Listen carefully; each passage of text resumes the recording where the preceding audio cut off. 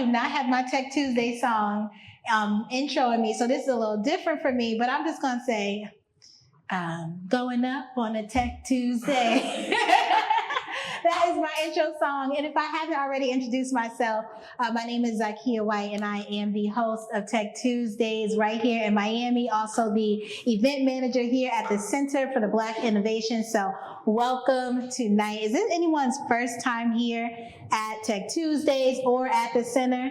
It could be a both of them. It could be a both. It could be an either or. Either way, I'm going to tell you, welcome. Thank you for choosing to be here tonight. Tonight is a very special, special night. Not only are we gathering for Tech Tuesday during Black Ops, child. Well, you know, it's Black History Year, okay?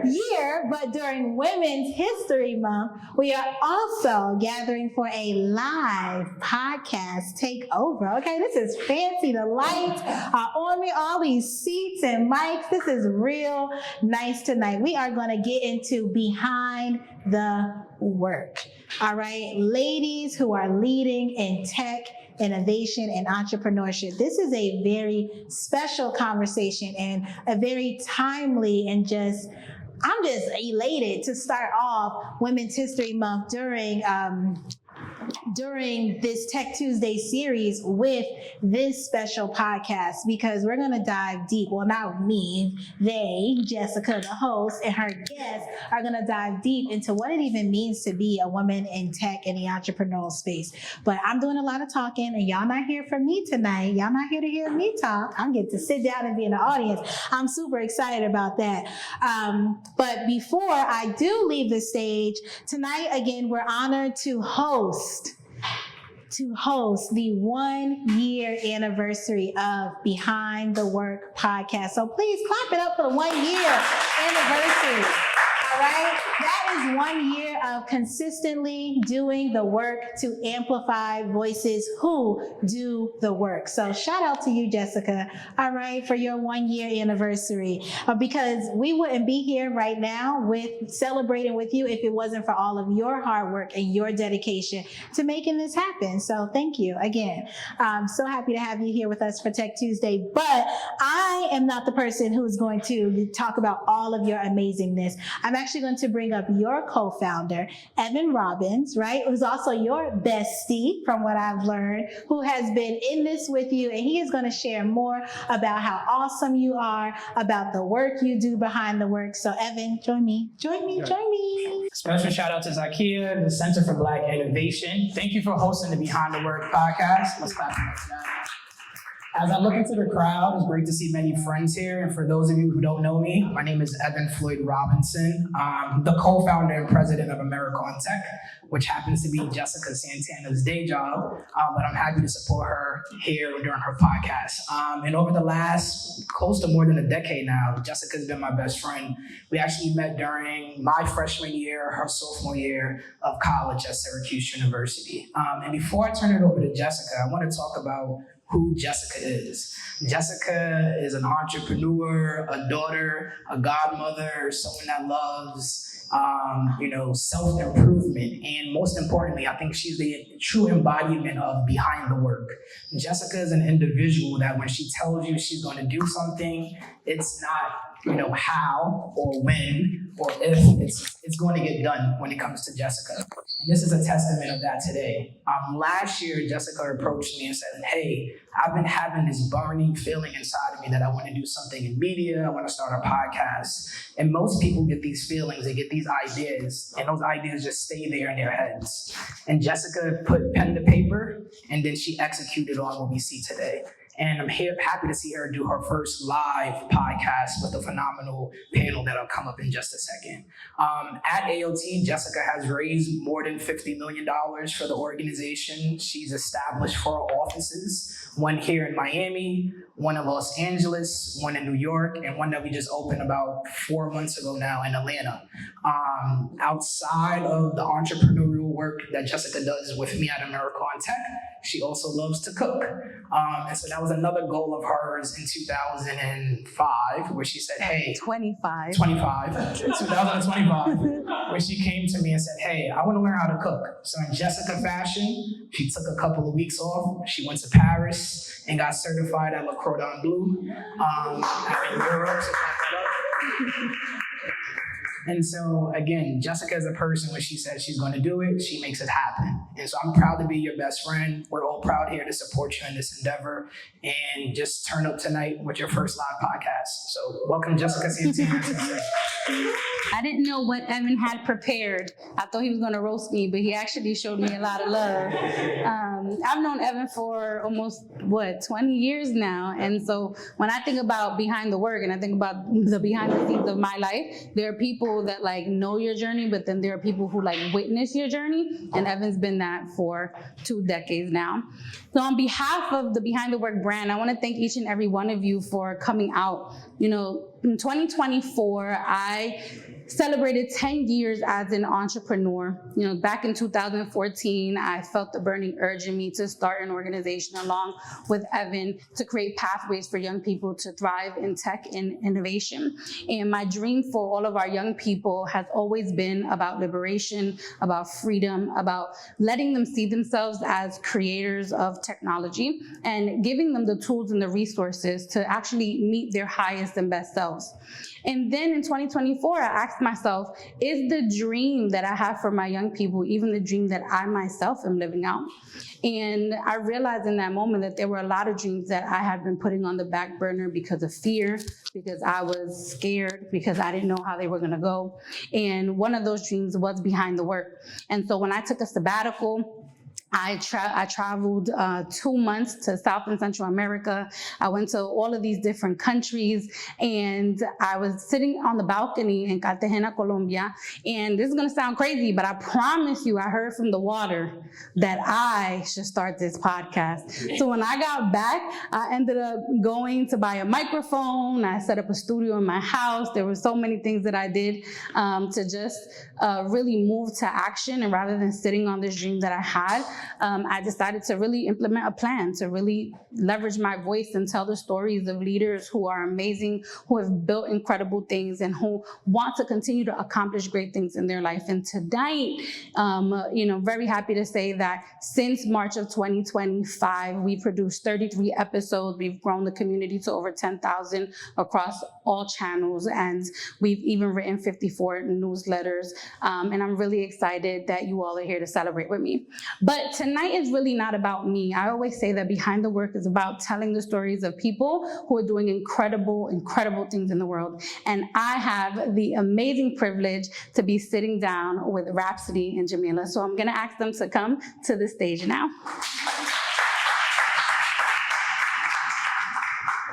So I'm not going to read their bios because I actually think that you all should take the time to Google them. But these are phenomenal ladies here in Miami who are doing amazing things for women, for technology products across the country. And when I thought about what this conversation could look like, I was like, you know what? I think I have the right 2 people that I want to make sure are on this platform. And so I want to thank you for celebrating with me this evening. Of course. And so anyone who's watched the show knows that I start off every interview the same, which is I want to know about the little version of yourself who would be extremely proud of the person that's sitting on this stage today. What were their dreams, their hopes, their aspirations? And do you feel like that little girl is proud of you? And any of you can start. I'll start. Hi, everyone. My name is Jamaila Folder. And I feel like that little girl is not only proud of me, but she's like, damn, you did that. So back in the day, I feel like I was more creative than I am in my adult life. I wanted to be a ballet dancer. My mom put me in ballet when I was younger, and that was it. 10 years basically doing ballet after school and on the weekends. When they tried to put me in sports like softball, I was dancing in the outfield. I only lasted a week. And the coach was like, she's clearly dancing. Like, just put her back in dance, please, right? And so who I am now, I think started with that little girl that really loved the creativity of being on the stage. And so I was like a theater kid at one point after that in high school as well. And I love to present. And a lot of the work that I do now as an entrepreneur is like working with clients, making presentations. And in some ways, I think dancing on the stage and singing on the stage and playing instruments kind of like weaved its way into my entrepreneurial journey, where I don't have a fear of public speaking. I don't have a fear of being on a stage and being able to like command the attention in the room and being able to communicate with people. And so I think the little girl in me, although, you know, I started out with dance and didn't quite end there, would be really, really proud to see that the foundation that was built in the early years kind of just transitioned into stuff more business-wise that also set me up. Awesome. And what about you, Rhapsody? I love that because it's very similar to my story. So first of all, I love this question because I don't think that we as adults spend enough time with our younger selves or reconnecting with that person, because I think that that person knows all the answers to where we're going. I think also as a mom, I now see it from a different lens, but like that person, that younger version of ourselves is the essence of who we are. I think it's whether or not we choose to listen to that person or not. And I think as we become older, we are told not to. So for my story, when I was in elementary school, I wanted to be a Spice Girl, very specifically Scary Spice.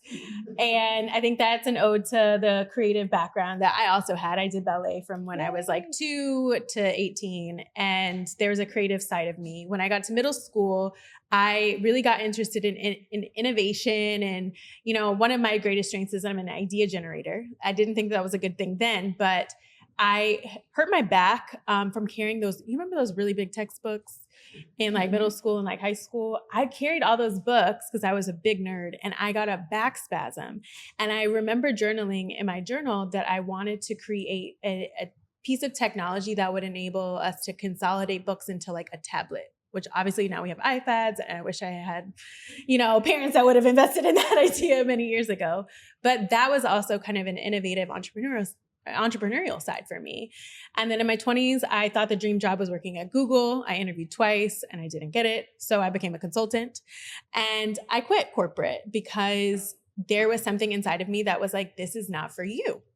And I'm really grateful that over the last 5 years, I call it my bamboo years, because bamboo grows under the surface for like 5 years and then it like shoots up, that I honored that fact that like I was made to be an entrepreneur. There's that creative side, which I think you're frequently told to ignore, but I think that's critical. And my younger self, I think, will be honored that I didn't give up on myself or on her, and allowed her to kind of figure out through the paces. And here we are. Yeah. Well, shout out to the both of you. I feel like you guys speak with so much confidence. And I think a lot about, you know, the technology space and how a lot of folks who are either trying to break into the industry, especially women, there's a lot of fears associated with that. Mm-hmm. And one thing about you, Rhapsody, this question is directly for you. Yeah. You know, you've done a lot of career coaching over the years, and some of your clients have wanted to either break into tech or are currently in tech. Mm-hmm. What have you found about where their fears are actually stemming from? And then conversely, where do you see them actually having power? Yeah, I mean, this is a great question. So in my career, my background is as an organizational psychologist. I mentioned I was a Deloitte human capital consultant for many years. And now in my coaching practice, I work with, you know, a lot of big tech companies, clients who work at those companies, primarily women. And I would say that the challenge or the limiting belief that a lot of those women have is, if I could consolidate it, it's I have to do it alone. Mm. And underneath that limiting belief is a couple of other ones, which is, I have to suffer to win. I've got to prove that I'm worth it or that I'm valuable, or I don't want to inconvenience others to be part of my journey, right? And I think that limiting belief is one that, you know, it really is embedded in a lot of the ways that we operate. We've got to be strong. We've got to do it. But I will say, and I say this to my clients, it takes a village to build a career. Mm-hmm. it's not a one-stop shop. It's not like you put your head down and you stay there for 20 years. That's not how it works. It definitely takes a village to build a career, and that requires community. It requires collaboration, and it requires people saying your name in rooms that you're not in. Conversely, the strengths that I see in my clients are the ability to ask for help. Obviously, they're coming to me for coaching, so they've come to an injunction point where they're like, I can't figure this out on my own. I need other support, but also just resourcefulness and hard work. A lot of the women I work with are like, they're figuring it out. Like, even though there are many things stacked against them in these spaces, I've had clients who were dramatically underpaid. I mean, like pay grades below people who are less experienced and have been able to right-size their income, right? And have overcome a lot of challenges. And, I think that is really a huge asset. And then the other thing I'll say about women, and we can get into this, is that women in tech is the biggest asset because, there's a lot of research to show that women who lead teams teams more effectively. And I think it's because women are more human, right? And we can get into the nuances of how technology evolves, but I do think that, one of the greatest strengths of my clients is their ability to empathize, to have emotional intelligence. And that really can carry them if they allow it to. Yeah. That's wonderful. And so the takeaway here, y'all, is to make sure that you hire Rhapsody. She's taking clients. She right-sizes people's income. Right. That part.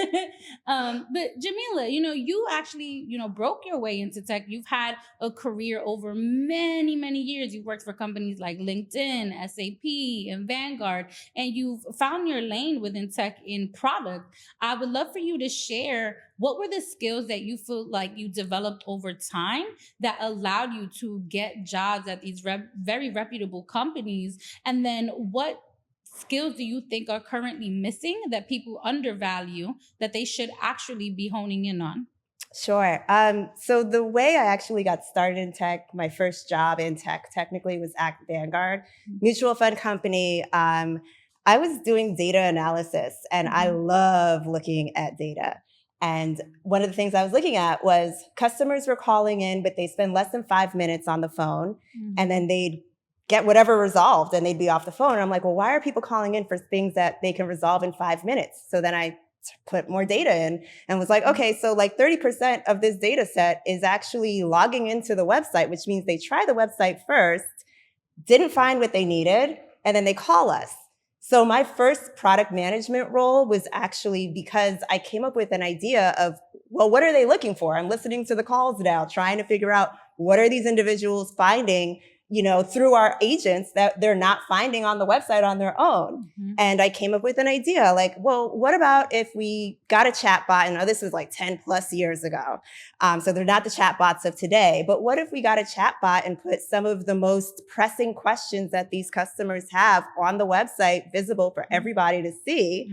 And I came up with that idea, looked at all the vendors, did the business use case, which was like not any part of my job, and then took it to my leadership team and was like, hey, here's what I discovered with the data set that I've been looking at. And they were like, great, go do it. And I was like, huh? Me?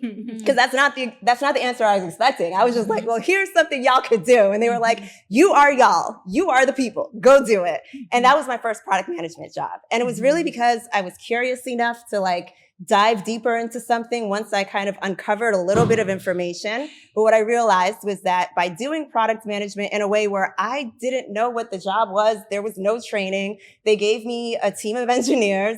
I just had to figure it out. And so I think one of the skills that people need when they're working in tech is kind of like, hey, what is the problem that you have identified? Who is having this challenge? Why do you think they're having this challenge? And what sort of solutions can you come up with that might help to resolve that pain point for them? That's kind of the approach I took. I didn't realize that I was doing product management at the time. I just was like, there's a problem, let me go fix it. But what I've also realized is that like my natural strength has been that I'm always looking at processes, trying to figure out where the like friction points are, trying to figure out what's broken and what other things we can put on top of it. Right? Maybe it's a process change. Maybe it's a technology system or some sort of software.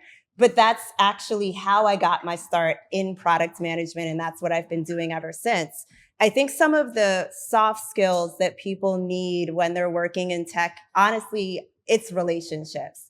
There have been times working at some of these big tech companies where I've wanted to like put the button on the page and I had to go talk to a PM, but I knew that PM and I was like, hey, this is why this is so important to me. What do you think? Wink, wink. And they're like, all right, let's cut through all the noise and let's figure out how we can get this up and running and just test your idea. And I think sometimes people undervalue that skill of managing the relationships with their peers, with people that are more senior than them, and then especially with people that are more junior than them, because they think that they only have to appeal to, you know, people that are in leadership roles. And it's like, nah, you kind of need to get to know everybody. And that's what's actually been really helpful for me, is that I just naturally like to get to know everyone I'm working with. And then sometimes by way of that, I'm able to influence my peers to help me get the job done.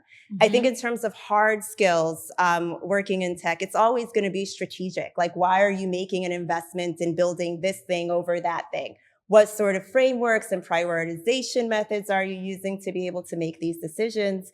And once you've made this decision, how are you able to communicate it at all levels? Maybe it's a leadership. That's one type of communication you have to give. But then also when I'm working with engineers, that's a different type of communication, because the engineers I work with, they want to know what I think and why I think it's so important so that they can get motivated to work on it too. And so a lot of these roles in tech, I feel like it centers around, you know, really understanding who your user is, but then also understanding like all the moving pieces, the engineers, the UX designers, perhaps the business analysts as well, and getting everybody excited and getting on the same page. That's a lot of the work that I've been doing in product, and that's a lot of the work that I do with my advisory company now.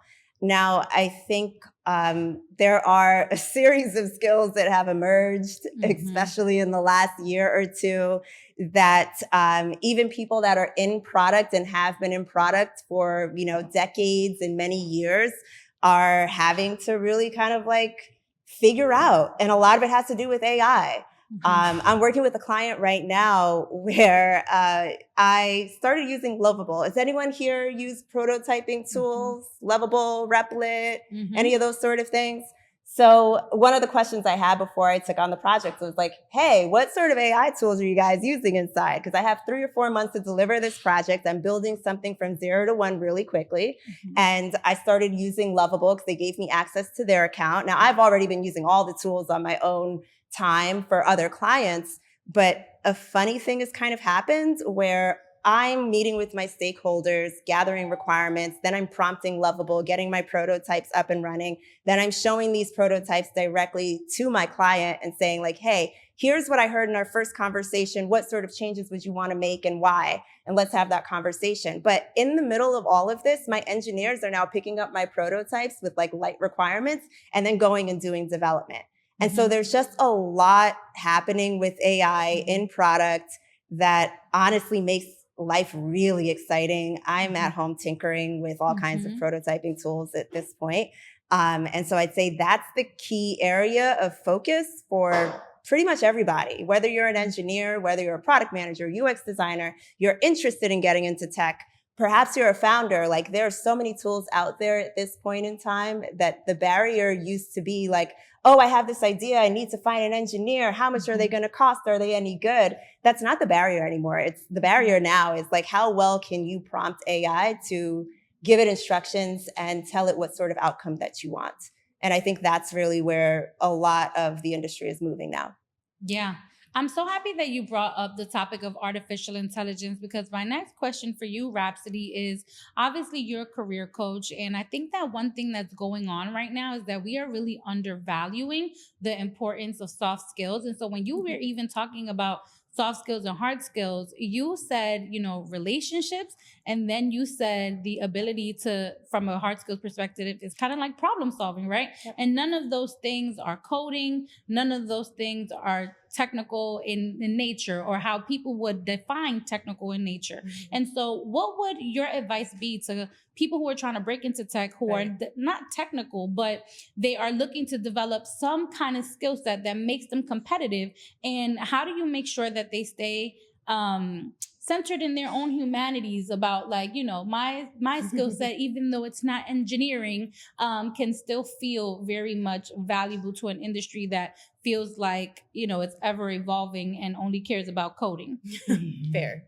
I mean, you touched on it in the question, right?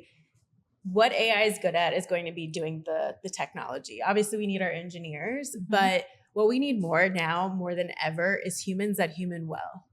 And, you know, to touch on the point made earlier is like really honing in on your ability to communicate, to tell compelling stories. I say compelling ass stories. Like it's got to be compelling because that's what makes us human. To be able to have conversations that are difficult. Like I spend a lot of time talking to clients about how to give like feedback or how to, you know, how to navigate a feedback conversation. Like those are the skills that we need to be really good at. In a tech environment. Also, the ability to collaborate. So project management becomes super important. And what we mean by project management is not the task level, it's the human level. So, you know, as a project manager, when you're trying to execute or get something from 0 to 1, you're moving really quickly, but you're also probably including a lot of different people with different personalities. And as an effective project manager, you need to have the ability to leverage your kind of, you know, not formal authority. It's informal authority. How can you convince them? How can you meet them at their level? How can you get to know what their favorite thing is so that there's a human connection? Because the AI, while it makes you feel like it's your friend, it's not physical. Like it's not met yet, I guess. But it's not, it's not physically with us. And so that's what we can do really well. We can remember the nuances. We can ask, how was your kid's baseball game?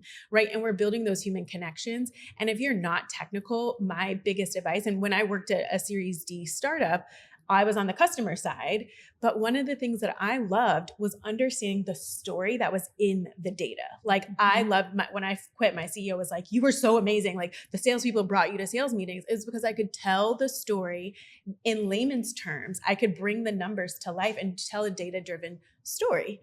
And that is what converts sales. That is what, you know, the engineers and the data scientists use to like prompt and tinker, right? Is to be able to translate. And I think that beyond everything is your ability to communicate with a level of emotional, you know, compelling nature so that people want to get on board. They want to be on your team. They want to buy your product. They want to sell your product because ultimately we're still in a people business. It just looks a little bit different.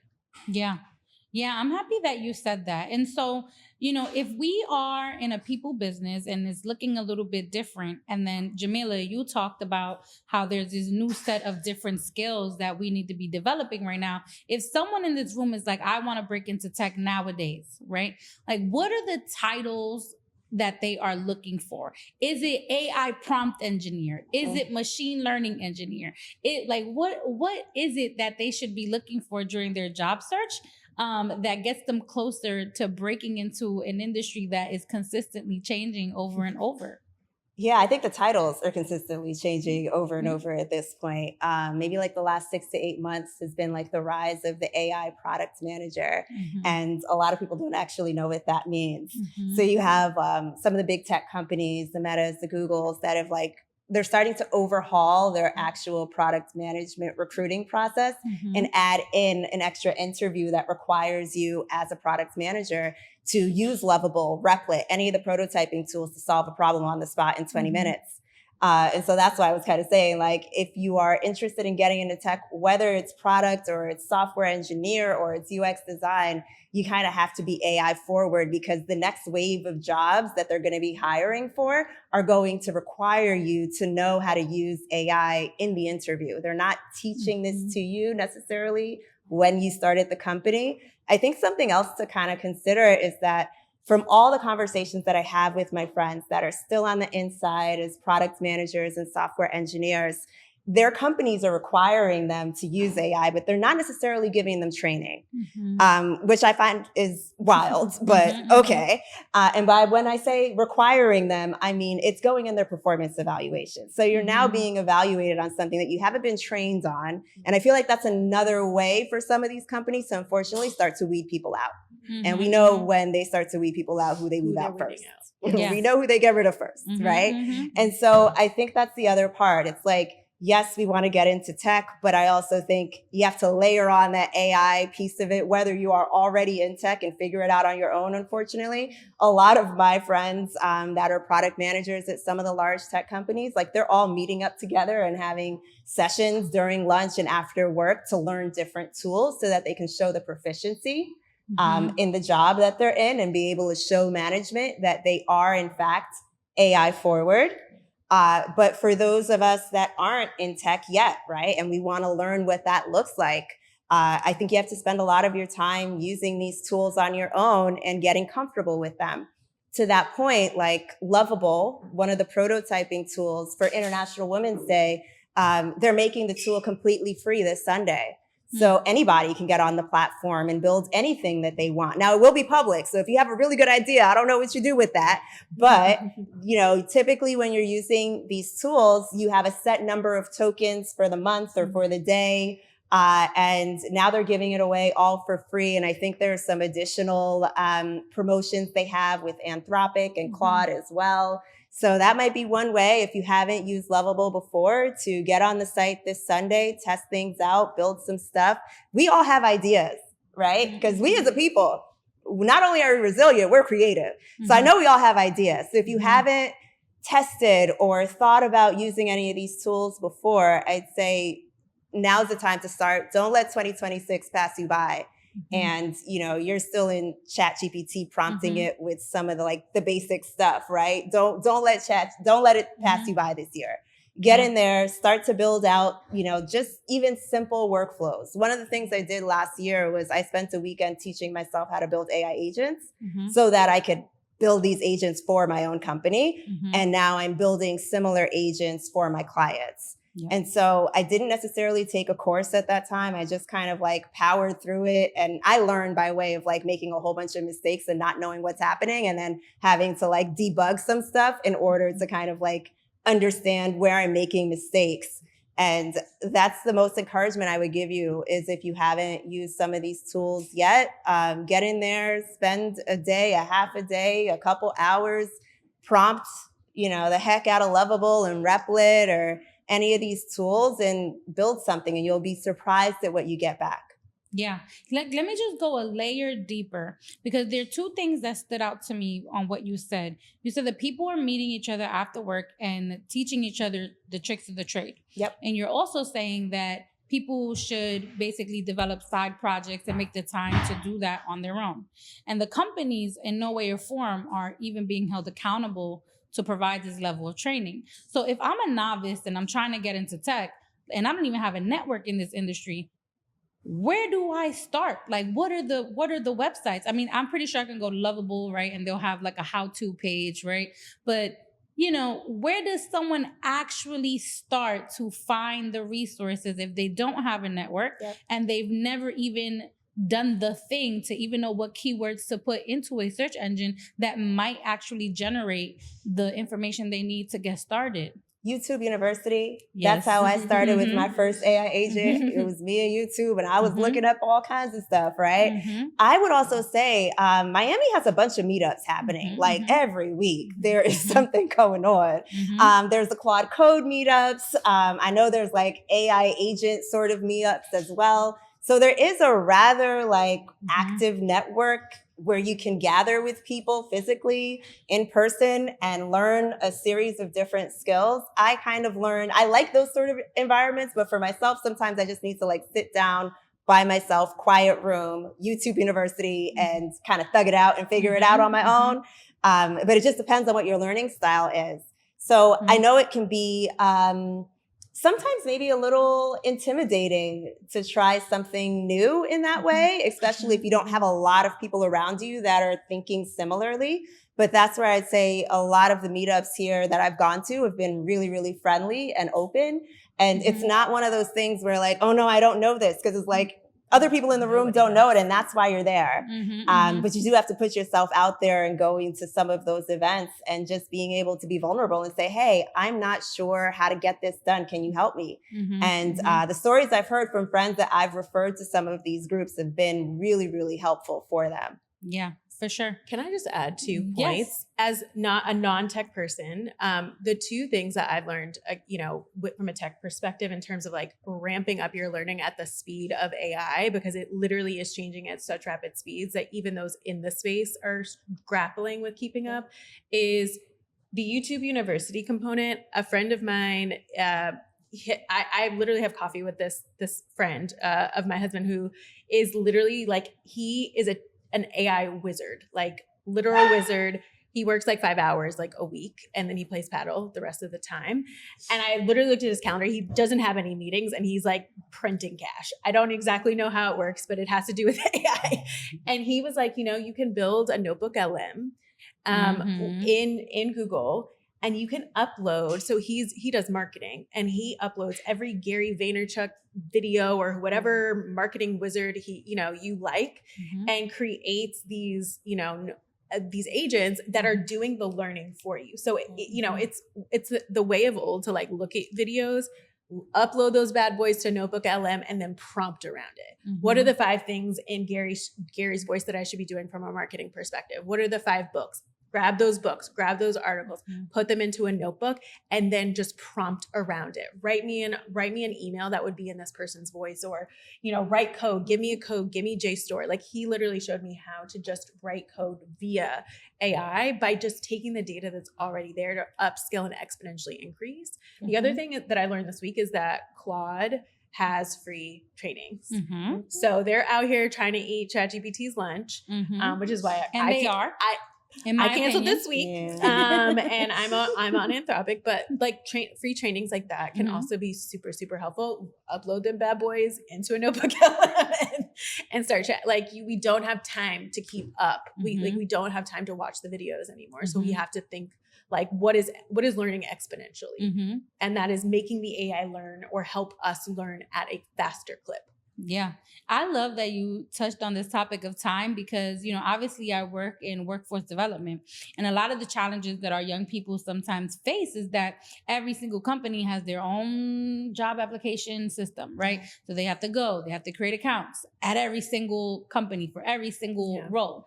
And what we've been doing at America on Tech is that we've been, trying to teach them how to use AI to like speed up and have more efficient processes in the job search. And so I'm curious, Rhapsodi, for you, as you've worked with clients, like what are some use cases on how they're maybe trying to break into tech, but they're not necessarily trying to use AI to develop a tech skill. They're using AI to like hack the actual process of just getting in the company. Okay, so I'm going to keep this short because it's actually quite simple. Okay. If I'm doing my job right as a career coach, you don't need a resume. And I'm going to go take it right on back to the people part. It takes a village of humans to get a job. So you need to be in the places physically or online that those people who have opportunities are going to be. Your resume should literally be an afterthought. It should be a formality that you upload to like seal the deal. It should not be the thing that's going to get you the job, because everyone's using AI to create these beautiful resumes, and employers are getting flooded, like 10x the resumes they've ever received for a job. So it's really going to be hard for you to break in there. You're not going to break in giving anybody your resume. You will break in having a relationship and a conversation, meeting somebody on the paddle court or a Pilates class or at something like this, and finding a unique problem that they have and engaging in a conversation. And that is the work. Like, granted, you should be keeping track of like the work that you're doing, whether it's technical or non-technical. Now your resume can be multiple pages because you can upload a project or an agent who can help you customize that resume based on the work that you've done to make it compelling. Certainly, you should be doing that. But like, don't think that you're going to upload your resume up into anything these days and somebody's going to call you back. Yeah. It's highly unlikely unless you're an engineer, probably, or there's a couple of skill sets that are just highly sought after that will, people are clamoring to find that talent. You need to be interesting and in real life, in my opinion, or be really compelling online so that people can find you and they can seek out your point of view. Yeah. Yeah, I mean, I think both of you hit on the power of relationships in this industry in order to break in. And, on the outside looking in, someone can say, oh, well, that's not fair. What if I don't have a network, right? But in my mind, I'm just like, where you don't have something, you supplement, right? And that's where Be hustle online. comes in. Yep. Right. Be online. And so, like, in thinking about that, right? Like the idea of like having to hustle your way into something, right? I also think you have to hustle your way into developing some skills. And I always say that the skills you develop have to make you indispensable. And so when you guys think about the next 5 years, what do you think are the skills that will make women indispensable in this industry? Yeah. I mean, I think a lot of us as women, we are resilient people and we're creative people. Mm-hmm. And so I find that a lot of us are also problem solvers. We have a tendency to lead and think with a problem solving sort of mind. Mm-hmm. And so some of my favorite people that I've worked with, whether they're software engineers or other product managers, have been women because they see things and they're like, somehow, some way, we got to figure something out. Maybe I don't have all the resources, but I'm going to get creative about how I'm going to solve something. Mm-hmm. And I think that's like one of the skills that so many of us working in tech or wanting to get into tech need to have. It's kind of like that hustle with that curiosity mixed in with how do I get to a point where I understand what the problem is and kind of start problem solving to figure out how to get a solution and what I can put forward. Other things that I think are happening is that, again, with the AI stuff, it is what it is, right? It's not going anywhere. There's just so many different tools that you do have to kind of become familiar with in order to start to stand out. And the thing that I want to also say is that you're not actually too late. I have product managers like in my network that still do not use AI because they're scared, right? And they're like in companies that are like, we're becoming AI forward. And they're like, no, I'm not ready yet. No. And so I think that's one of the things where I'm just like, okay, like now's the time, right? Like we as women, we've always been creative beings. We always find problems and then figure out a way to solve it, especially with less resources, just because that's how the world works. And I think that's going to become our superpower as well. And it's always been our superpower. Yeah. I would say 3 things in the next 5 years. One is our ability, the human ability to ask open-ended questions. So this is a skill that I've honed over the last 5 years as a coach. So as a career coach, I think sometimes people think like, oh, you're consulting, you just tell people what to do and then they do it. Actually, no. My job is to ask powerful questions and to believe that you already have the answers. I'm really kind of like the guide that helps you see the path forward, right? Because the best learning happens when you are internalizing the answer to the problem and to believe that you can ask yourself those questions to find the path forward. And I think a leadership skill that is underrated, which is that this is one of the things, is becoming a great leader, is the ability to ask those that you lead. And this can be also managing up to, by the way, your senior leaders, your peers, and those below you, powerful questions. For example, what is your, are you a morning or an evening person? Like, how do you respond to email? Like, what's your best form of communication, right? The ability to ask questions like that to people will literally showcase your leadership skills. It also showcases your emotional intelligence and your self-awareness. And again, I can't continue to harp on the fact that like in the world of AI, we have to human better. And humaning better is empowering other people with these open-ended questions that helps them to internalize the answer themselves and to leave empowered. Like, oh, they believe that I have the answer to that. How would you solve this? What got in the way of you getting to the outcome? Right? It's that empowerment piece.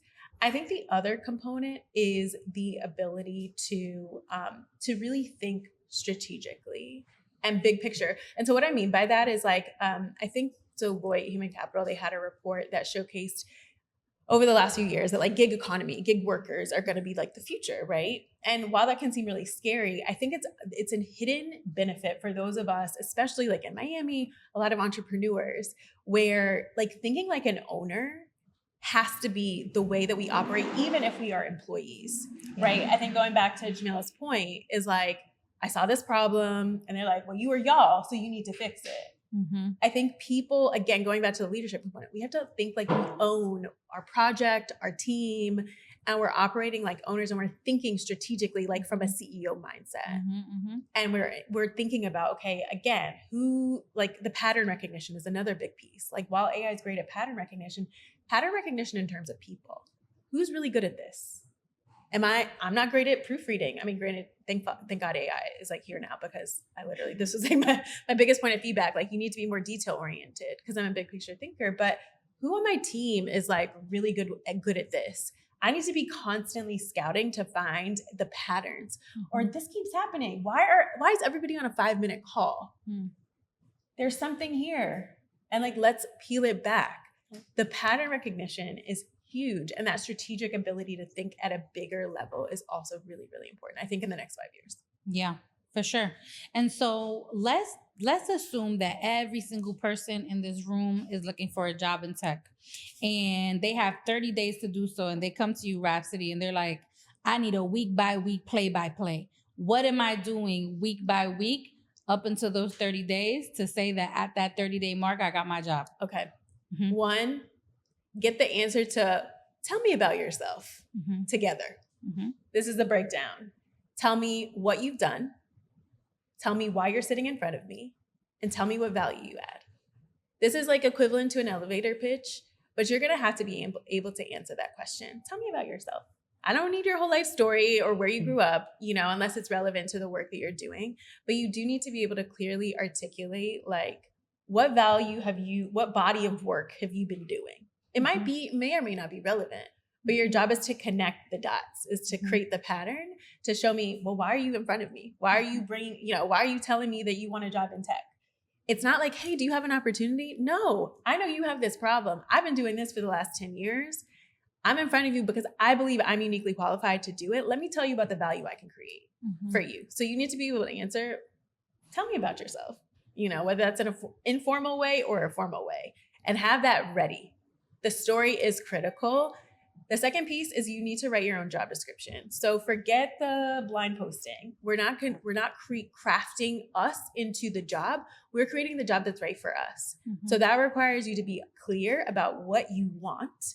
What is your vision? What are your strengths? How do you craft that as if you are a business owner and you are pitching your business to somebody who's buying it? You are the business. You are the product. How would you pitch you to somebody who would invest in certain form of income, equity, etc., bonuses? They're investing in you. So you need to be able to be very clear about what your pitch is. The third component is be interesting. So spend time, get away from your computer and do something interesting. Be interesting. If you're into art, if you're into working out, do and be in those places, because truthfully, that's where you're going to your path is going to cross with other people who are interested in the same thing you're interested in, who might also have an opportunity, or more importantly, they know somebody who has an opportunity. So most jobs come through what's called a loose tie and social network analysis. So this is not your best friend. It's your best friend's friend or cousin or uncle. And when you already know how to answer, tell me about yourself, and you already have done work where you created your own job description, you know what you're looking for, right? Then when you become interesting and you find interesting people in the rooms that are authentic to you, it flows. And they're like, oh, I know my cousin is looking for somebody at such and such. Ding, ding, ding, ding, and then execute. 30 days. You could do one of those each week and you potentially could have a job.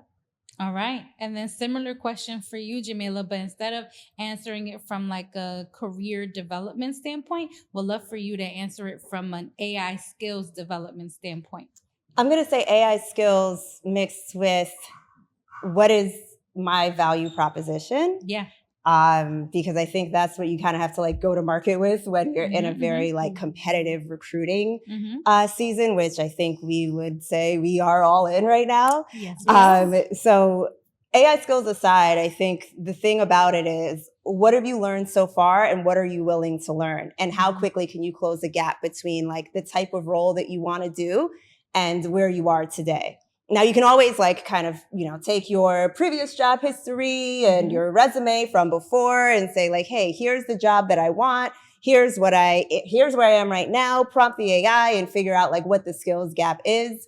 But I'd also say that a lot of times when I'm talking to product managers or people that are trying to get into product, they're like, oh, I was just a business analyst and I want to become a product manager, but I don't know how. And I'm like, okay, well, business analysts, you've analyzed a lot of data. We do that as product managers. You need to sell that, right? You've taken data, taken it, like put it in information format so that it's of value to other people. And then you've used that data to influence the types of decisions that they're making. You need to make sure that you are packaging up and telling the story of what that looks like. Now, yes, you can like layer on AI on top of some of that. But I think a lot of times right now where we are is that whatever your job history has been, whatever it is, it's valuable. You just haven't been able to maybe tie like where you are today with where you want to get to. And you can use AI to kind of help you figure that out.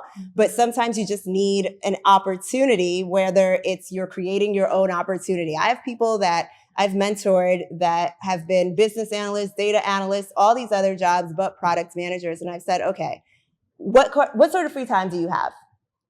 Are you willing to like maybe just do a side project with a startup, right?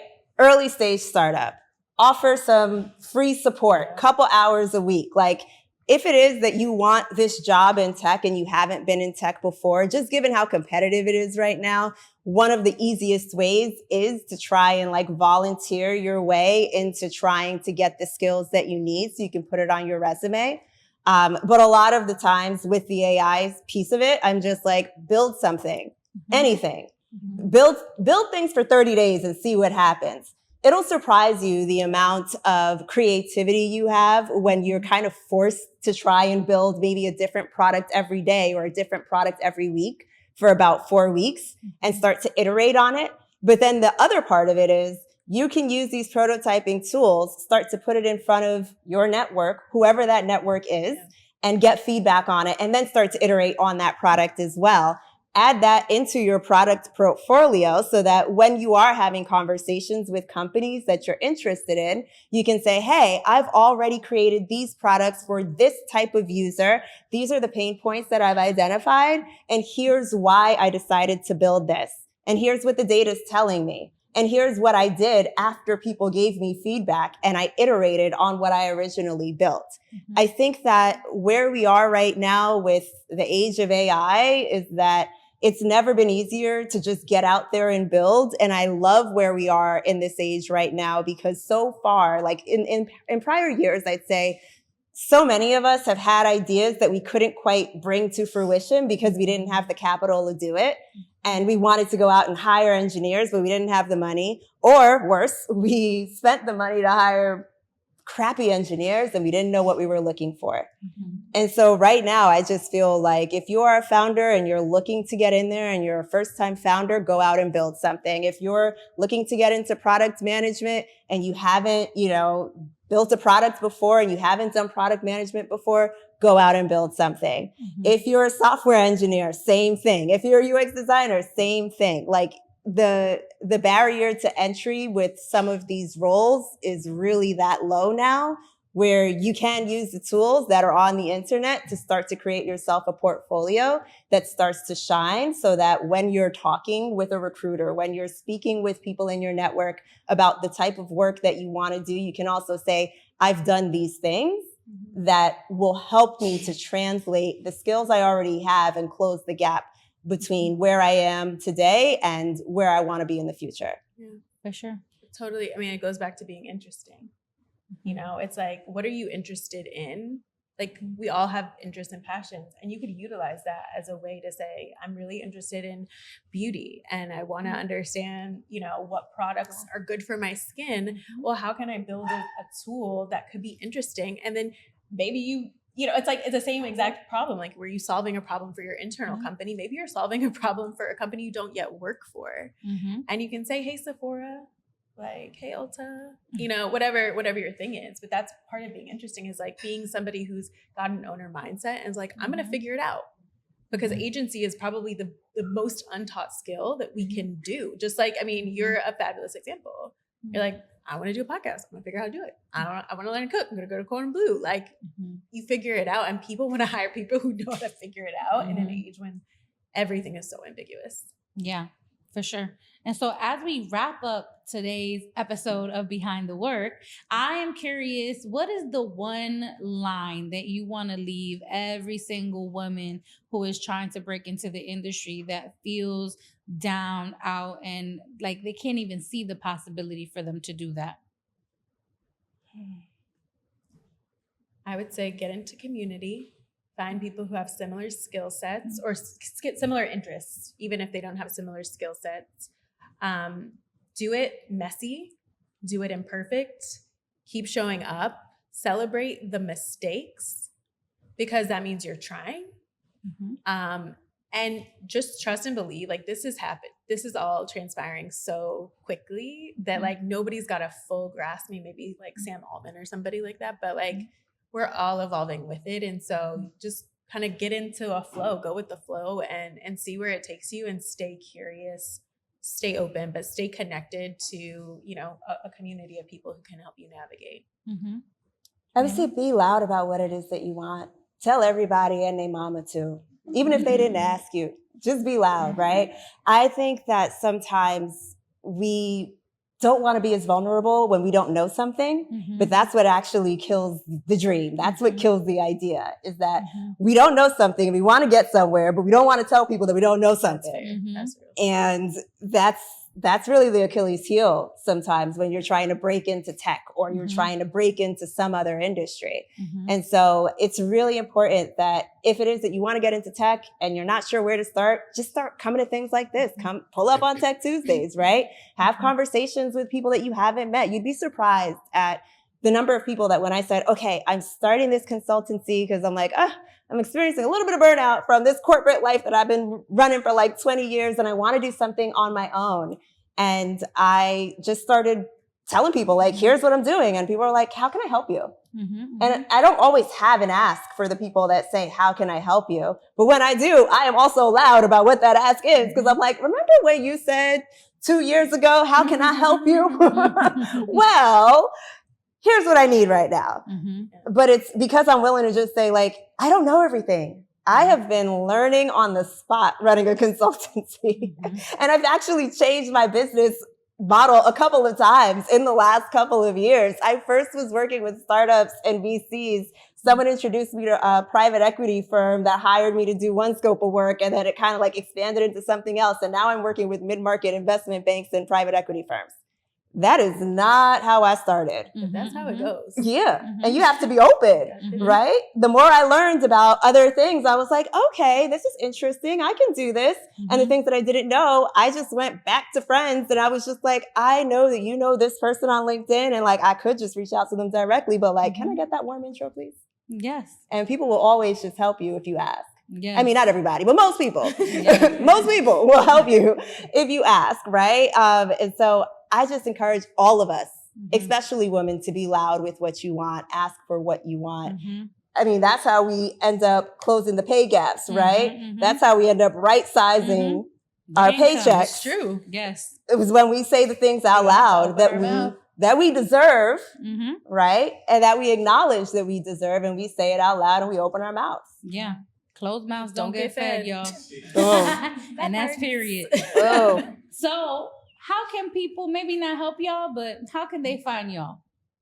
I'm pretty active on LinkedIn. You can find me Rhapsodi PJ, I think. Maybe just Rhapsodi on LinkedIn. So I like to talk about motherhood and work and leadership and coaching. So yeah, so I'm on LinkedIn as well, Jamaila Holder. I have been writing a series of articles about AI, how it's impacting mid-market firms, and we'll be posting a lot more of that content pretty soon as well. Awesome. And Zakia, can we just go to the next slide on the Canva real quick? Where is she? she disappeared. Is she? Was it like touch screen? Oh, where? We slide over. Okay. There's her thing. So this is how y'all can help me, right? Because my mouth is not closed. I started Behind the Work last year after 10 years of celebrating entrepreneurship. It's my newest endeavor. Scan the QR code, join the Behind the Work community. You mostly will only hear from me on Tuesdays. I write these really dope and very intentional newsletters that I really hope give you all the audacity to become the best and highest versions of yourselves. We're living in a really, really loud world, a world that tries to feed us ideas about the things that we can do, the things that we can't do, the things that we deserve, the things that we don't, that we should not have access to because of who we are and what we represent. And this newsletter is challenging the status quo. I also say follow me on YouTube, Apple Podcasts, Spotify, and obviously on Instagram. And now I just want to open the floor to any questions because I got all my questions answered, but I know each and every one of you showed up today to ask some yourselves. And so thank you for coming, and we'll take the first question. Thanks for tuning in to today's episode of Behind the Work. If you enjoyed today's episode, make sure that you subscribe to our channel on YouTube, check us out on Apple Podcasts, Spotify, and follow us on social media. I'm really looking forward to seeing and hearing how this show is leaving an impact on you.